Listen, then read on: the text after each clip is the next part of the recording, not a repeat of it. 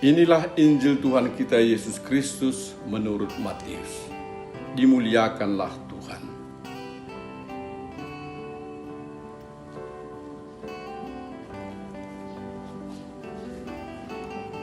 Maka Yesus pun meninggalkan orang banyak itu, lalu pulang. Murid-muridnya datang dan berkata kepadanya, "Jelaskanlah kepada kami perumpamaan tentang lalang di ladang itu." Ia menjawab, katanya, "Orang yang menaburkan benih baik ialah Anak Manusia. Ladang ialah dunia. Benih yang baik itu anak-anak kerajaan, dan lalang anak-anak si jahat. Musuh yang menaburkan benih lalang ialah iblis. Waktu menuai ialah akhir zaman, dan para penuai itu malaikat. Maka seperti lalang itu dikumpulkan dan dibakar dalam api, demikian juga pada akhir zaman Anak Manusia akan menyuruh malaikat-malaikatnya, dan mereka akan mengumpulkan segala sesuatu yang menyesatkan dan semua orang yang melakukan kejahatan dari dalam kerajaannya. Semuanya akan dicampakkan ke dalam dapur api. Di sanalah akan terdapat ratapan dan kertakan gigi. Pada waktu itulah orang-orang benar akan bercahaya seperti matahari dalam kerajaan Bapa mereka. Siapa bertelinga, hendaklah ia mendengar." Demikianlah Injil Tuhan. Terpujilah Kristus. Saudara-saudara terkasih dalam Tuhan kita Yesus Kristus, selamat jumpa kembali pada acara Inspirasi Sabda bagi Keluarga. Hari ini Selasa 27 Juli 2021. Saudara terkasih, sebagian orang merasa sungkan atau tidak nyaman berbicara tentang akhir zaman atau akhir kehidupan di dunia ini. Membikin takut saja, katanya. Membikin kurang nyaman dibicarakan itu. Kita sudah punya banyak urusan. Jangan bikin tambah runyam situasi membicarakan kematian. Kita harus memajukan dunia ini. Kita harus meningkatkan kehidupan keluarga dan kehidupan manusia. Kita harus menemukan terobosan-terobosan teknologi. Jangan buang-buang waktu dengan pembicaraan-pembicaraan yang menakutkan, yang justru bisa bikin kita stres. Begitu kira-kira tanggapan dari mereka yang tidak menyukai itu, saudara-saudari. Akhir hidup kan akan datang dengan sendirinya. Jadi biarlah tak usah dibuat hidup kita menjadi tidak nyaman dengan membicarakan itu. Jadi banyak orang yang lebih suka menganggap akhir zaman atau akhir kehidupan itu seperti nggak ada. Marilah kita anggap nggak ada saja, jadi nggak usah dibicarakan lah. Padahal dalam bacaan Injil hari ini, saudara-saudari, ya, kita dengar bahwa itu ada. Masa panen adalah akhir zaman, katanya. Waktu menuai adalah akhir zaman. Anak Manusia akan menyuruh malaikat-malaikatnya, dan mereka akan mengumpulkan segala sesuatu yang menyesatkan dan semua orang yang melakukan kejahatan dari dalam kerajaannya. Justru ini yang membuat menakutkan, saudara-saudari. Karena makin tambah usia kita, makin tambah dosa dan kesalahan kita. ketika Yesus suatu kali diminta untuk menghakimi seorang wanita yang didapati oleh orang-orang Yahudi berbuat zina,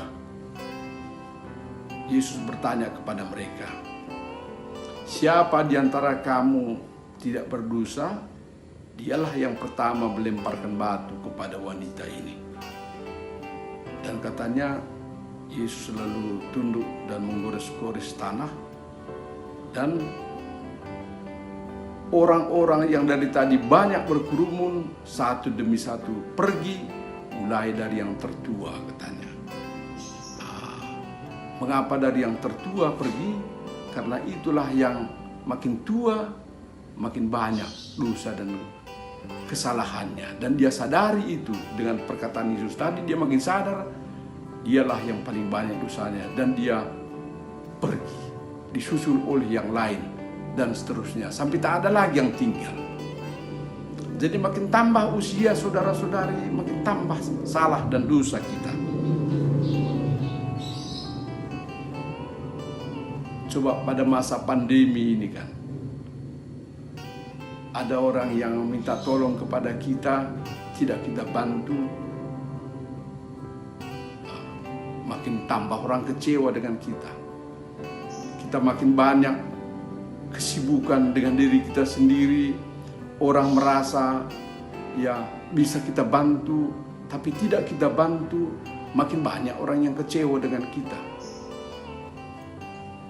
Makin banyak orang yang sakit hati karena ada hal-hal yang tidak menyenangkan mereka rasa dari kita. Makin tambah usia kita hari demi hari, tambah banyak kesalahan-kesalahan yang kita buat, saudara-saudari. Maka pemazmur mengatakan kan, kalau engkau menghitung-hitung kesalahan ya Tuhan, siapakah dapat bertahan?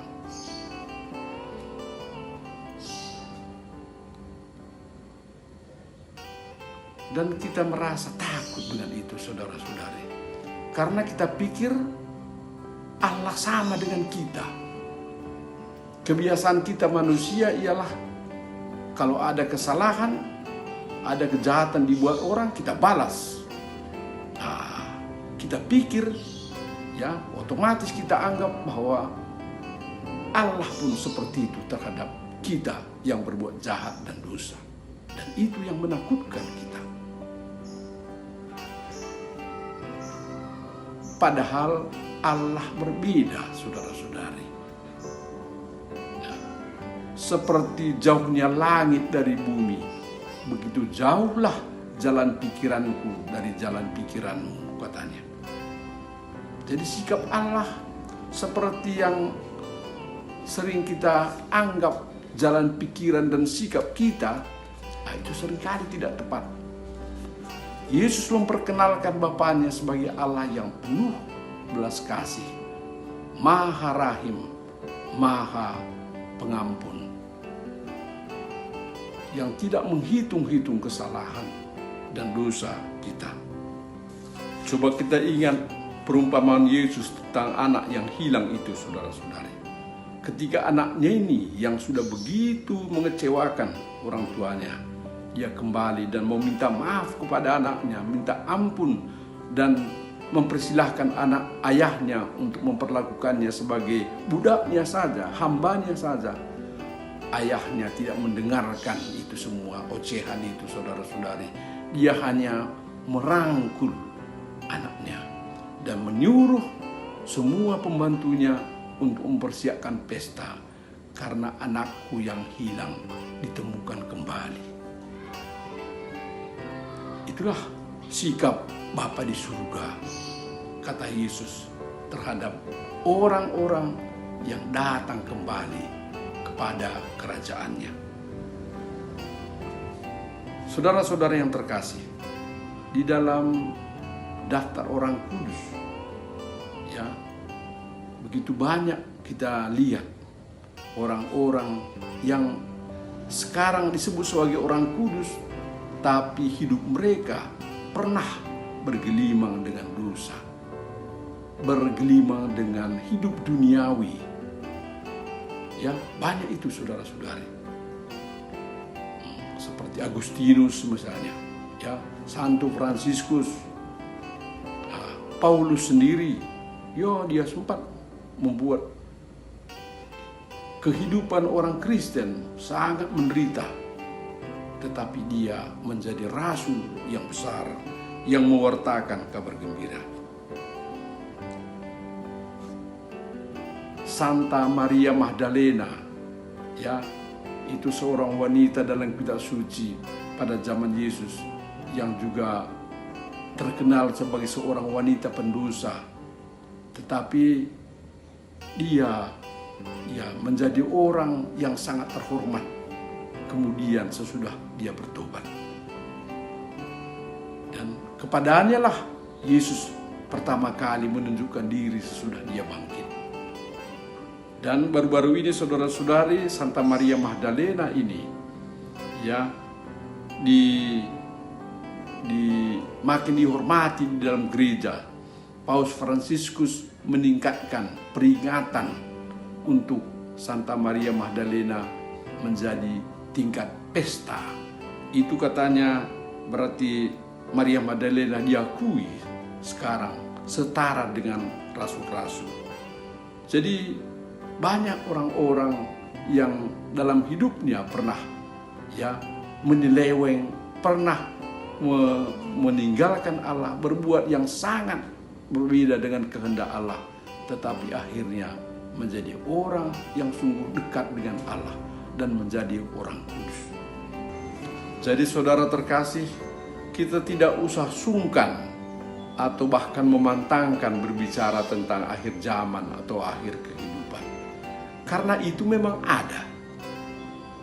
Justru dengan mengetahui itu, dengan menyadari itu, bahwa akhir zaman itu memang pasti akan datang, hidup kita yang masih ada, bisa kita makin arahkan sesuai dengan nilai-nilai pada akhir zaman itu. Dengan meyakini, mengetahui tentang akhir zaman itu, kita tidak harus meninggalkan upaya-upaya untuk memajukan kehidupan sesama manusia. Justru upaya-upaya kita dalam memajukan kehidupan bersama bisa semakin menyesuaikan lagi dengan tuntutan akhir zaman itu, dan bahkan menghindari penimpangan-penimpangan dari nilai-nilai yang dituntut itu. Saudara-saudari yang terkasih, dengan kepercayaan seperti ini, dengan keyakinan seperti ini, maka akhir zaman itu bukan lagi sesuatu yang menakutkan, sesuatu yang menggentarkan, tetapi bisa sesuatu yang kita rindukan. Karena katanya, orang-orang benar akan bercahaya pada waktu itu di kerajaan Bapa. Amin.